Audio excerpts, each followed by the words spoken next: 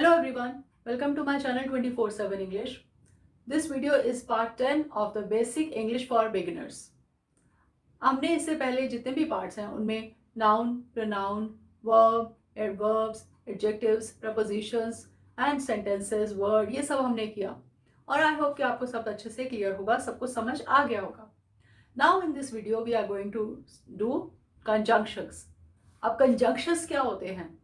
पहले तो ये जानना बहुत ज़रूरी है कि व्हाट आर कंजंक्शंस. जैसे मैंने आपको पहले ही स्टार्टिंग से बताया है कि जब भी हम कोई नई चीज़ लर्न करते हैं तो first of all we must know that what is that thing. So what are conjunctions? Conjunctions क्या होते हैं? ऐसे वर्ड्स होते हैं जो दो नाउन्स को, प्रोनाउंस को या दो सेंटेंसेस को ज्वाइन करते हैं. Means the words which join two nouns or pronouns or sentences, those are known as conjunctions. अब मेनली 7 कंजंक्शंस हम यूज करते हैं और वो 7 कंजंक्शंस कौन से हैं? For, and, nor, but, or, yet, so. So ये मेनली ऐसे 7 कंजंक्शंस हैं जो हम बहुत ज़्यादा यूज करते हैं और ये ही मोस्ट कॉमनली यूज होते हैं.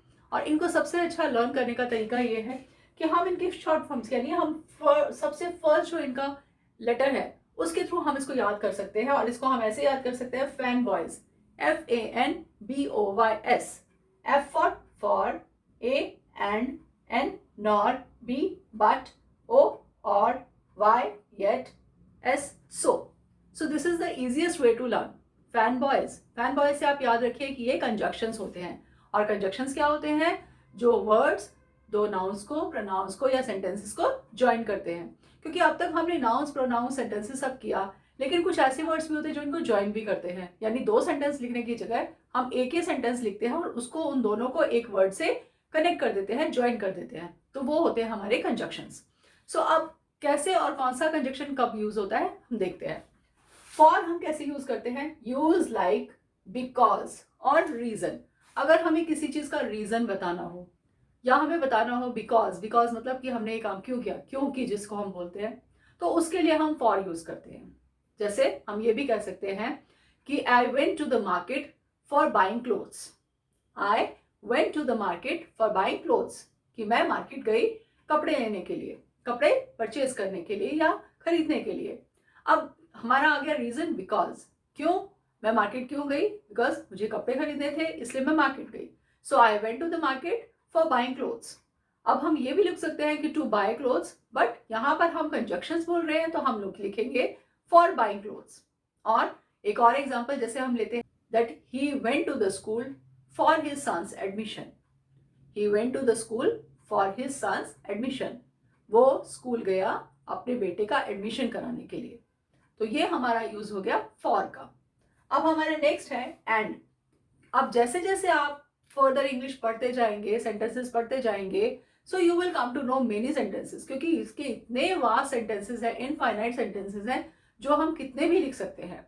तो वो आपको एक मैं PDF प्रोवाइड कर दूंगी डिस्क्रिप्शन बॉक्स में, जिसमें आपको अलग अलग एग्जांपल्स सबके दिए होंगे. एटलीस्ट 10 सेंटेंसेस आपको हर उसके कंजंक्शंस के लिखे होंगे वहां पे. Now and is used to show addition or same idea. मतलब किसी चीज को ऐड करना और एक्स्ट्रा या एक जैसे आइडिया को बताना, उसके लिए भी हम एंड यूज करते हैं. जैसे हम ये कह सकते हैं कि Shyam and Ram they both went to the market. Shyam and Ram both went to the market.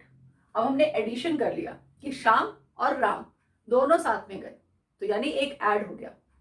और हम इस तरह से भी कह सकते हैं my family and my cousins family both of us went to the picnic. My family and my cousins family both of us went to the picnic. तो अब हमने यहाँ क्या ऐड किया? हमने एक फैमिली को अपनी फैमिली के साथ और ऐड कर दिया, तो दैट इज एडिशन. वो हो गया हमारा एडिशन. और हमारा क्या हो गया? Same idea. अगर आपके पास कुछ सेम आइडियाज मतलब ये नहीं कि आपके ब्रेन के आइडियाज ही, किसी भी तरह की कोई चीज अगर सेम हो, एक जैसी हो, तो वहां पे भी हम एंड का यूज कर सकते हैं. जैसे फूड के लिए कि हम जैसे अब हम खाना खाते हैं, so we can say that I eat chapati and rice. I eat chapati and rice. तो मैं चपाती और राइस दोनों खाती हूँ, या मैं चपाती और राइस दोनों खाता हूँ. सो इस तरह से हम इसको एंड को यूज करते हैं. अब हम दो सेंटेंसेस भी लिख सकते हैं कि आई ईट चपाती और दूसरा आई ईट राइस। बट हमने दोनों को कनेक्ट कैसे कर दिया, आई ईट चपाती एंड राइस। और चपाती और राइस दोनों क्या है, दोनों ही नाउन है। सेम वे अब हम ये भी लिख सकते थे कि my family went to the picnic और my cousins family went to the picnic.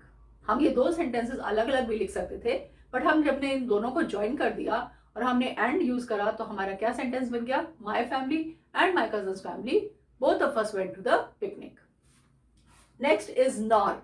अब जैसा नॉर वर्ड से ही पता चल रहा है नॉट यानी नेगेटिव, कि जहां पर कोई नेगेटिव चीज आ जाती है, यूज टू से नॉट मतलब कि कोई चीज जिसको आप मना करने के लिए यूज करते हैं, ऐसा वर्ड जिसको आप किसी चीज को मना करने के लिए यूज करते हैं, वहां हम यूज करेंगे नॉर। नॉर के लिए जैसे हम एक एग्जांपल ले सकते हैं कि अब हम सपोज कहीं मार्केट में बैठे हैं या किसी रेस्टोरेंट में बैठे हैं और हम कुछ खा रहे हैं। अब आपको किसी चीज़ से एलर्जी है या आपको डॉक्टर ने मना किया, आप नहीं खाएंगे उस चीज़ को, और दोनों ही चीज़ें ऐसी आ गई हैं कि आप दोनों ही नहीं खा सकते या दोनों ही नहीं पी सकते, तब हम उस सेंटेंस में यूज़ करेंगे नॉर। तब आप कैसे बोलेंगे, जैसे सपोज आपके पास चाय और कॉफ़ी, टी एंड कॉफ़ी दोनों ही आपको सर्व की, सो आप क्या कहेंगे, I can not drink tea nor coffee. I can not drink tea nor coffee मतलब मैं चाय भी नहीं पी सकता, कॉफ़ी भी नहीं पी सकता, दोनों चीज़ें नहीं। तो क्या आ गया हमारे पास, टू से नॉट, नॉट बोलने के लिए। और जैसे हम ये भी कह सकते हैं, I do not understand maths nor science. मुझे मैथ्स भी समझ नहीं आता, मुझे साइंस भी समझ नहीं आती। जब हम नॉट का यूज करते हैं वहां हम यूज करेंगे नॉर, कि दो चीजें हैं, दोनों को हमने ज्वाइन किया किस वर्ड से, नॉर से, और वहां पे क्या दिखाया हमें, नेगेटिव चीज यानी नॉट दिखाया है। Then we come but. But का मतलब जिसको हम कहते हैं हिंदी में लेकिन। अब ये किस लिए यूज होता है, यूज टू शो डिफरेंस और ऑपोजिट, यानी अगर दो चीजों के अंदर हमें डिफरेंस दिखाना है कि वो दोनों चीजें डिफरेंट हैं, अलग अलग हैं, या फिर हमें ये दिखाना है कि वो ऑपोजिट हैं। ऑपोजिट का मतलब वही हुआ सेम, कि ऑपोजिट है मतलब कि वो अलग अलग हैं। तो वो चीज अगर हमें दिखानी है तब हम यूज करेंगे but.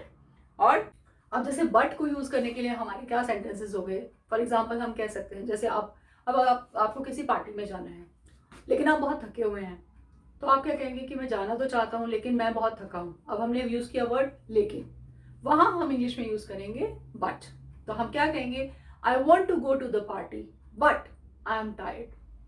I want to go to the party but I am tired. अब हमारे दो सेंटेंस हैं, I want to go to the party एक सेंटेंस, आई एम टायर्ड दूसरा सेंटेंस, और हमने दोनों को जब ज्वाइन कर दिया, दोनों को ये हमने वर्ड यूज करा बट, वो हो गया हमारा कंजक्शन, और हमने दोनों को ज्वाइन कर दिया और हमने क्या दिखाया यहाँ पे, डिफरेंस दिखाया। क्या डिफरेंस दिखाया कि मैं पार्टी में जाना तो चाहता हूँ लेकिन मैं टायर्ड हूँ, मैं थका हुआ हूँ, मतलब दोनों चीजें अलग। अगर पार्टी में जाएंगे तो आपको पूरी तरह एक्टिव रहना पड़ेगा लेकिन आप थके हुए हैं, तो डिफरेंस हो गया यहाँ पे। और उसी तरह से एक और एग्जाम्पल जैसे हम कि I studied very hard but I could not pass the exam. I studied very hard but I could not pass the exam, कि मैंने पढ़ाई तो बहुत करी लेकिन मैं पास नहीं हो पाया, कि मैं पढ़ा तो बहुत लेकिन मैं पास नहीं हो पाया। तो जहां पर हम इस तरह के वर्ड यूज करेंगे, जहां आप हिंदी में ये लेके चलेंगे, जहां लेकिन यूज करेंगे वहां आपने यूज करना है बट। और क्या होगा, दोनों का ऑपोजिट यानी दोनों का डिफरेंस है उस वहां पर।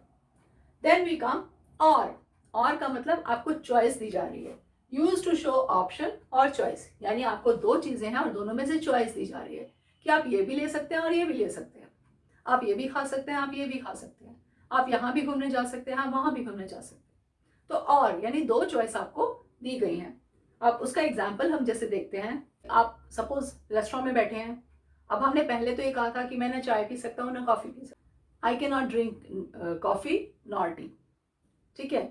आई कैन, और हम क्या कह सकते हैं, I can neither drink coffee nor T. Neither nor ये दोनों मोस्टली यूज होते हैं, ठीक। अब हम कहते हैं और, अब हम किसी से पूछते हैं what would you like to have, tea or coffee, आप क्या पीना पसंद करेंगे, आप क्या लेना पसंद करेंगे, टी और कॉफी। तो वहां हमने चॉइस दे दी, हमने टी की और कॉफी की चॉइस दे दी। What would you like to have, hot or cold, ठंडा लेंगे या गर्म। तो हमने जहां या आ गया मतलब आपने एक चॉइस दे दी, आपने एक एक्स्ट्रा चॉइस दे दी कि आप इसमें से चूज करो या इसमें से चूज करो। Where do you want to go, Shimla और Manali. Where do you want to play, stadium और पार्क।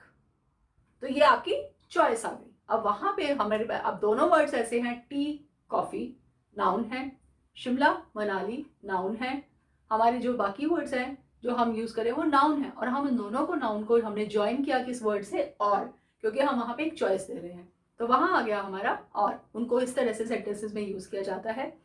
तब आता है हमारा लास्ट में येट। येट का मतलब है this is use to show outcome or contrast, मतलब कि कोई चीज आपको पसंद नहीं है लेकिन फिर भी आप उस काम को कर रहे हैं, वहां हम यूज करेंगे येट। कैसे? जैसे I don't like my cousin yet I help him, मैं अपने कजन को पसंद तो नहीं करती लेकिन मैंने फिर भी उसकी हेल्प की। जैसे और एग्जाम्पल जैसे हम कह सकते हैं कि I don't like shopping yet I have come to the mall. I don't like shopping yet I have come to the mall, कि मुझे शॉपिंग करना पसंद नहीं है फिर भी मैं मॉल में आई हूँ या फिर भी मैं मॉल में आया हूँ। तो हमने क्या यूज किया? येट। और क्या था ये? आउटकम, कि हमने एक रिजल्ट बताया है जो कंट्रास्ट में है, ऑपोजिट है, और हम उसको कनेक्ट कर रहे हैं येट से। और एग्जाम्पल हम क्या कर सकते हैं, जैसे I don't like rain yet I like this place. यहाँ पर बारिश तो बहुत होती है, मुझे बारिश पसंद नहीं है पर फिर भी मुझे ये जगह पसंद है। जैसे I don't like rains yet I like this place. कि I have not completed my syllabus yet I know everything. I have not completed my syllabus yet I know everything, और येट आई लर्न एवरीथिंग। तो अब यानी इसका मतलब क्या हुआ कि मैंने सिलेबस तो नहीं कवर किया, मैंने नहीं पढ़ा पूरा सिलेबस, फिर भी मुझे सब कुछ आता है। तो वहां हमारा यूज हो गया yet. At the last comes so. So कब यूज करते हैं? यूज टू शो रिजल्ट, कि हमें जब किसी चीज का रिजल्ट दिखाना होता है कि हमने ऐसा किया तो अब ऐसा हो गया, या हमने इसके लिए ऐसा किया। हम यहाँ पे सो यूज करते हैं रिजल्ट बताने के लिए। रिजल्ट मतलब ये आपके एग्जाम का रिजल्ट नहीं है, रिजल्ट मतलब किसी भी चीज का कॉन्सिक्वेंस, यानी इसका रिजल्ट क्या है, फायदा फर्दर। जैसे हम कह सकते हैं कि I have not completed my syllabus so I could not pass, कि मैंने अपना सिलेबस कंप्लीट नहीं किया इसलिए मैं पास नहीं हो पाया। सो आई कुड नॉट पास, तो हमने क्या बताया? उसका रिजल्ट बता दिया। अब आप कहेंगे ये तो एग्जाम का है, चलो इसको छोड़ो, दूसरा हम सेंटेंस देखते हैं। वो जैसे I know you must be tired so I will let you go, कि तुम्हें, मैं जानता हूं कि तुम बहुत टायर्ड हो, बहुत थके हुए हो, इसलिए मैं तुम्हें जाने देता हूं। तो ये रिजल्ट आ गया कि इसलिए मैं ऐसा करने देता हूं, मैंने पढ़ाई नहीं की इसलिए मैं फेल हो गया, इसलिए मतलब आपको आपने बता दिया कि कॉन्सिक्वेंस क्या रहा, रिजल्ट क्या रहा, कि तुम बहुत थके हुए हो इसलिए मैं तुम्हें जाने देता हूँ।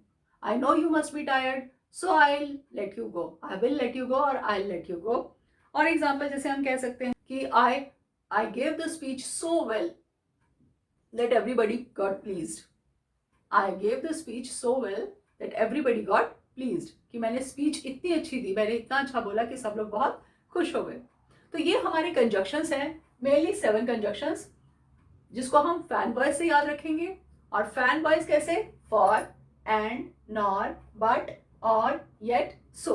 और जैसे मैंने आपको बताया कैसे कैसे वो यूज होते हैं, उन सारे के यूजेस अब मैंने आपको डिस्क्रिप्शन बॉक्स में इन सब के एग्जाम्पल्स प्रोवाइड किए हुए हैं। You must go to the description box and please check the examples. आप उन एग्जाम्पल्स को देखिए जरूर, उनको पढ़िए और आपको और अच्छे से क्लियर होगा। एंड अगर आपको वीडियो पसंद आए तो लाइक जरूर कीजिएगा, भूलिएगा मत। और सब्सक्राइब नहीं किया तो प्लीज सब्सक्राइब करिए चैनल को, और साथ साथ बेल आइकन को भी प्रेस करिए, जिससे आपको सारी लेटेस्ट अपडेट्स मिलती रहें। Thank you very much. Thanks for watching.